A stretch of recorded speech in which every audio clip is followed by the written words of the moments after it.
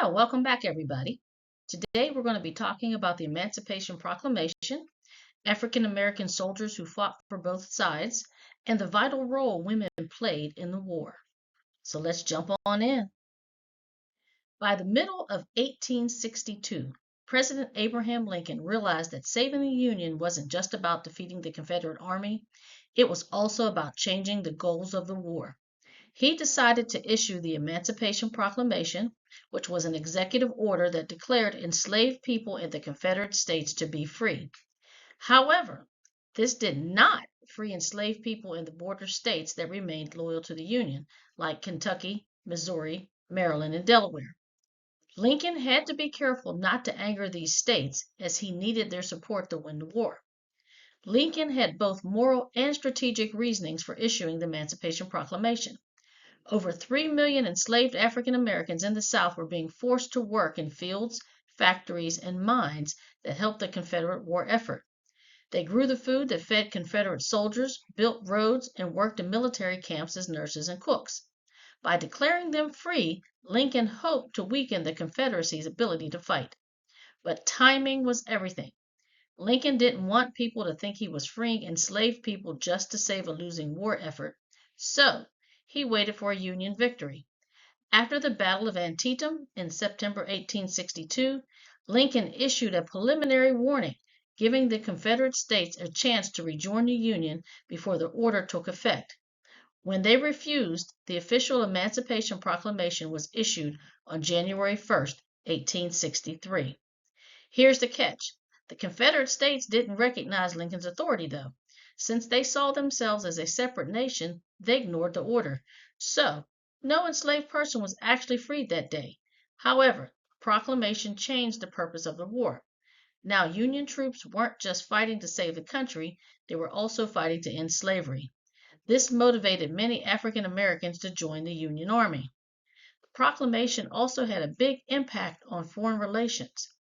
Countries like Britain and France, which were considering helping the South, now backed away. They had already abolished slavery and didn't want to support a nation that was fighting to keep it. When the Civil War started, thousands of free black men wanted to fight for the Union, but federal law didn't allow them to enlist. That changed in 1862 when Congress finally repealed the law allowing both free African Americans and escaped enslaved people to serve.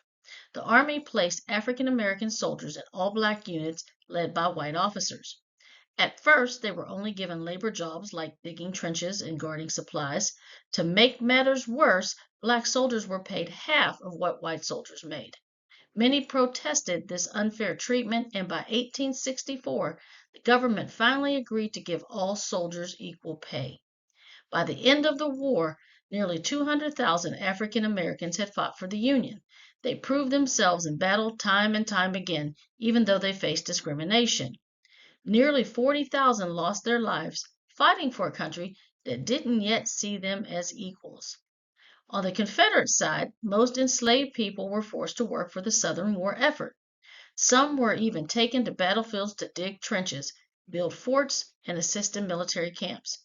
As the war dragged on, the South became so desperate for soldiers that in 1865, the Confederate Congress finally allowed African Americans to enlist. But by then, it was too late. The war was nearly over.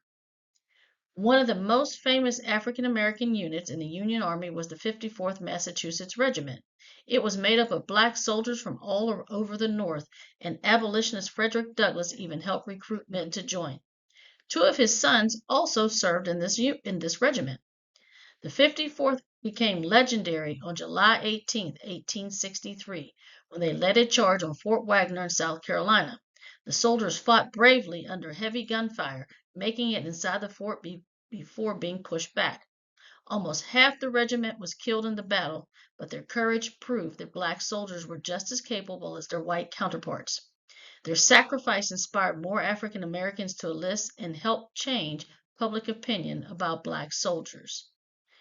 Even though the Emancipation Proclamation declared enslaved people in the Confederacy free, most of them remained enslaved until Union troops arrived.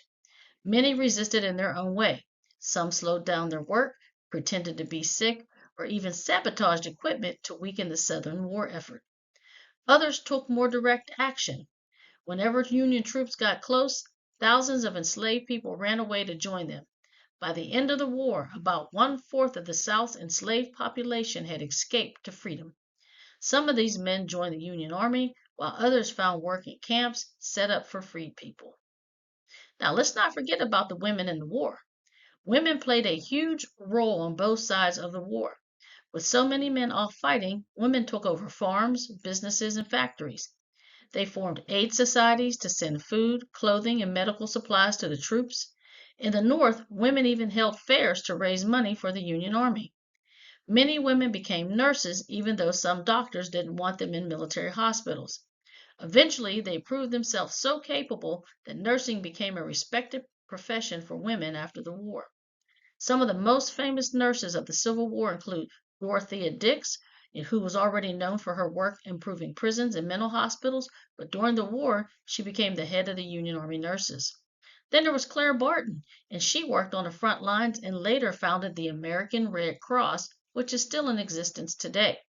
Then there was Sojourner Truth, the famous abolitionist who worked in Union hospitals, and she helped free enslaved people. There was also Sally Tompkins, and she ran a hospital in Richmond, Virginia for Confederate soldiers and was even given the honorary rank of captain in the Confederate Army. Women also served as spies. Some, like Harriet Tubman, led missions to free enslaved people and gather intelligence for the Union Army. Others, like Belle Boyd, spied for the Confederacy, sneaking messages across enemy lines. This war wasn't just fought on battlefields, it was fought in hospitals, factories, and homes. African Americans and women played a huge role in shaping the outcome. The Emancipation Proclamation changed the purpose of the war and inspired many to fight for freedom. And by the end of the Civil War, the United States was on the path to finally abolishing slavery once and for all. Well, that's all for today. Join me next time when I'll be discussing the hardships of the war, the Battle of Vicksburg, and the Battle of Gettysburg, which were both two huge turning points in the war. Until then, keep studying and remember, past shape today, but you shape tomorrow. You guys have a great evening. Make it count, and I'll talk to you tomorrow. Bye bye.